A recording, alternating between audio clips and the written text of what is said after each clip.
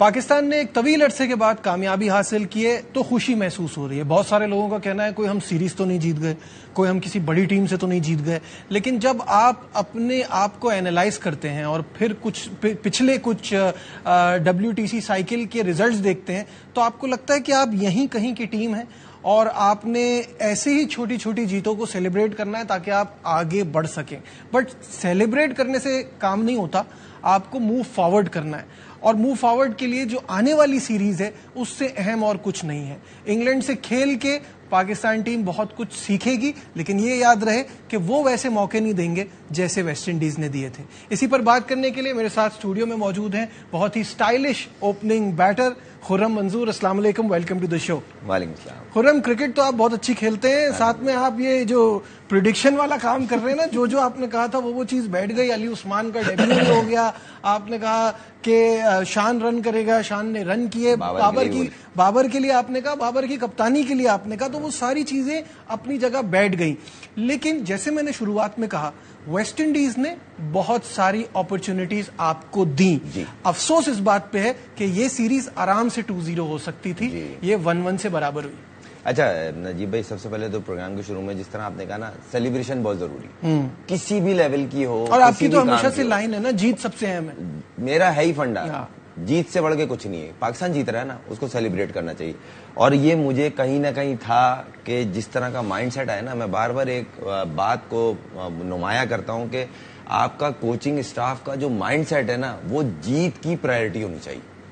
हरगिज ये ना हो कि ये खेला है, ये खेलेगा नहीं, कि ये मेरा फेवरेट है। सरफराज के साथ मैंने एक अरसा खेला है, उसका माइंडसेट जो है वो जीत पे बॉदर नहीं करता, कौन बैठ रहा है कौन खेल रहा है, मुझे जीत चाहिए। ये क्रेजी माइंड चाहिए, पहली बात। दूसरी बात ये, बाबर के लिए हमने जब बात की थी कि जब ये अपने कंफर्ट जोन में आता है तो ये ज्यादा खुल के अपनी परफॉर्मेंस दिखाता है। और देख लें आपके सामने उसके स्टैट्स बता रहे थे हम। अली उस्मान को आपने राइट टाइम पे डाला, साजिद को डाला, परफॉर्म दोनों करते आ रहे थे। अच्छा, मेन जो चीज है ना, लोग छोटी छोटी परफॉर्मेंस को इग्नोर कर देते हैं कि बड़ी के आगे। वो 30 रन कितने वैल्यूएबल थे साजिद के, बहुत इंपॉर्टेंट थे। अब एक सवाल उठ रहा है, देखें बेटरमेंट की बात हो रही है, आप भी कर रहे हैं हम भी कर रहे हैं, तो मेरी दिली ख्वाहिश है कि पाकिस्तान एटलीस्ट 3 में से 1 टेस्ट मैच इंग्लैंड में जीते, अल्लाह करे तीनों जीते, मगर प्रैक्टिकल अप्रोच प्रैक्टिकल रखनी चाहिए और 2 ड्रॉ कर जाए या सीरीज आप एटलीस्ट 2-1 हो। मगर उसके लिए आपको जिस तरह सेकंड टेस्ट मैच में आपने अपनी गलतियों को एक्सेप्ट किया और प्लेइंग 11 अच्छी बनाई, प्लेइंग 11 का बहुत मैटर करेगा वहां पे भी। जिस तरह यहाँ पे आपने सेकंड मैच में थोड़ी सी चीजें, अभी भी बहुत सारे गलतियां हुई हैं। नहीं, मुझे एक बात का जवाब दें। देखिए, जीतने के बाद चीजों पे पर्दा भी पड़ जाता है। नहीं, अगर आप ये कहते हैं कि अब्बास को ना खिला के सही किया, ना मैं अब्बास की बात नहीं, तो ये भी तो एक गलती है ना। नहीं, किसी ने 8 विकेटें लिए तो वो अगले मैच में ड्रॉप कैसे होता है? अगर एक फास्ट बॉलर भी खेलेगा तो फिर वो खेलेगा जिसकी ऐसी परफॉर्मेंस। नहीं, देखिए मैं आपको इसके रीजन देता हूँ। मैं कोई किसी को सपोर्ट नहीं कर रहा, मैं जनरल एक बात कर रहा हूँ जो मुझे लगा, हो सकता है मैं भी गलत हूँ, सही है, ये मेरी ओपिनियन है। देखें वहां पे वो पिच सा छिलो, हम इसी प्लेटफॉर्म पे हम मैच की सीरीज को डिस्कस कर रहे थे और मैंने बोलता वहां की पिचेस स्लो हैं, ठीक है। तो अब्बास का पेस जो है ना, सडन नई बॉल जैसी ऑफ होती है, 3, 4, 5 ओवर का स्पेल, 6 ओवर का स्पेल, उसके बाद अब्बास की पेस 3-4 माइल और गिरती है। अगर वो 130 पे कर रहा है वो 125-26 पे आता है, अगर 126 पे कर रहा है वो 122 पे आता है, तो वहां पे पेस थोड़ा चाहिए था। इस पर्पस पे बिठाया, डजंट मीन कि आपकी परफॉर्मेंस 0 थी, इसमें मुझे कोई डाउट नहीं। लेकिन प्रॉब्लम थोड़ा सा ये प्रॉब्लम ये आती है ना कि जब तक आपको कोई इंसान इस बात का मौका नहीं दे रहा अपनी परफॉर्मेंस से, आपका उसको बिठाना बनता नहीं है, क्योंकि कंडीशन का बॉलर कह के आपने अब्बास का कितना टाइम वेस्ट भी किया। देखिए जो ये कह रहे थे ना, वो आज अपनी बातों को खुद गलत साबित कर रहे हैं। ये कॉन्सेप्ट लेके आए थे आकिब भाई, 140 से ऊपर वाला ही सिलेक्ट होगा। पूरा पाकिस्तान 140 पे गोलियां नहीं बरसा रहा भाई, नहीं बरसा रहा ना, सही है ना। और जो बरसा रहे 150 पे, वो 4 ओवर में 55-56 रन भी खा रहे हैं, सही बात है। तो भाई अगर 130 वाला आपको 4 आउट 5 आउट कर रहा है कम से कम रन देके, तो वो ज्यादा इफेक्टिव है। अभी इंग्लैंड में सबसे ज्यादा डेंजरस अब्बास होगा, खुर्रम शहजाद होगा, नो डाउट, अली होगा, मगर आपने यूज करना है। देखिए 3 मैच है, अगर एक मैच की अगर आप उसकी कैलकुलेशन करें, देखिए वहां पे ऐसा नहीं कि सब उन्हीं के हक में जाएगा। हम भी क्रिकेट खेल रहे हैं, इंग्लैंड में वर्ल्ड कप हमने भी जीता हुआ है, ऐसा नहीं है।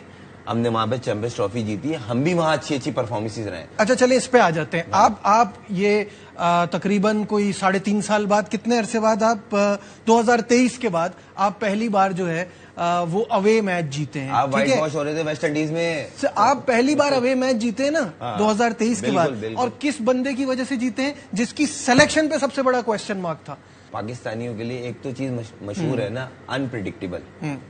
करने को ये कहाँ चले जाए, नहीं करने होगा तो शाम तक। ये 90s और 2000s की बात थी। नहीं, अब इट्स सो प्रिडिक्टेबल कि आपको पता है कि ये 65 पे 7 होंगे, 70 पे 6 होंगे। 2017 में चैंपियंस ट्रॉफी में पहले मैच के बाद क्या बोल रहे थे? अब ये प्रॉब्लम है ना। नहीं, मैं मिसाल बोल रहा हूँ। प्रॉब्लम हम अभी ऑस्ट्रेलिया में वर्ल्ड कप का फाइनल हारे थे, याद होगा आपको। क्या बोल रहे थे शुरू में? क्या बोल रहे थे? ये टीम राउंड से बाहर ना है। एक मिसाल दे रहा हूँ। उसके बाद क्या हुआ था? फाइनल हारे, बाबर की कप्तानी में हारे थे। कहाँ उसी ऐसी हुआ था ना। अच्छा, अब उस पूरे वर्ल्ड कप को देख लीजिएगा कि किस तरह से हम फाइनल में पहुंचे थे। मैं यही सही, मेरा पॉइंट ये है कि हम ये 20-20 साल 10-10 साल आपकी पूरी हिस्ट्री में 92, 2009 और 2017 की चैंपियंस ट्रॉफी, तो इस पे आप अपने आप को अनप्रिडिक्टेबल कह रहे हैं। प्रिडिक्टेबल ये होता है कि हर आईसीसी इवेंट के पहले राउंड में बाहर हो रहे हैं आप। नहीं, आपकी बात से मैं अग्री करता हूं, मगर मैं ये बोल रहा हूं कि अगर आपने अभी एक सबसे बड़ा जो सवाल है ना, जो हम और आप मिस कर रहे हैं, मैं चाह रहा हूं ये ऐड हो जाए। शान मसूद वहां अवेलेबल होगा, वो किस नंबर पे खेलेगा? नंबर 1 जी नहीं है। उसके बाद सलमान अली आगा की परफॉर्मेंस पे सवालिया निशान है। सलमान अली एक एक करके बात करते जाते हैं। सऊद शकील बैठा हुआ बेंच पे। Number 3, number 4 Rizwan.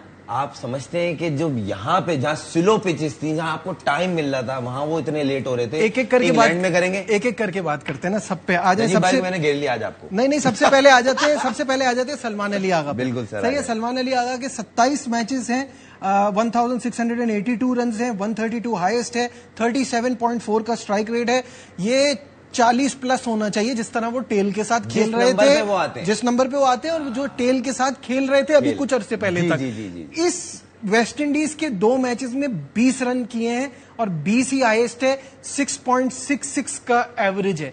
So that is just ridiculous. आप सलमान अली आगा को एज एन ऑलराउंडर तो खिला नहीं सकते कि आप बॉलिंग और बैटिंग दोनों। वो बॉलिंग एक प्लस पॉइंट है, कभी कर ली तो कर ली। जब प्लेयर को ये हो जाए ना कि मेरे पीछे कोई नहीं है और मेरा इस नंबर पे मैंने कुछ किया हुआ है, तो प्लेयर में जो बाहर होने का डर खौफ होता है ना, वो खत्म हो जाता है। अभी सऊद शकील मौजूद है और कहीं ना कहीं उसका इस नंबर पे परफॉर्म हुआ है। ऐसा नहीं है, सही है, उसकी भी 2-3 टेस्ट मैच या 5 टेस्ट मैच उसके भी 19-20 हुए हैं। मगर अच्छा, इसका एक आसान सा जवाब यह है कि अगर सऊद को रिप्लेस करते हैं सलमान से, उस नंबर पे सबसे बड़ा एडवांटेज क्या होगा? जब बॉल पुराना हो जाता है इंग्लैंड में, तो स्पिनर ड्रिफ्ट करता है और लेफ्ट हैंड खेल रहा हो ना, तो लेफ्ट आर्म स्पिनर बिल्कुल डेड हो जाता है। तो उस नंबर पे लेफ्ट हैंडेड बैट्समैन आएगा तो ये टीम को बहुत फायदा पहुंचाएगा। हमारी लोअर ऑर्डर के साथ उसको भी खेलना आता है, सलमान को भी खेलना आता है। सलमान की रिसेंट फॉर्म मदेगी नहीं।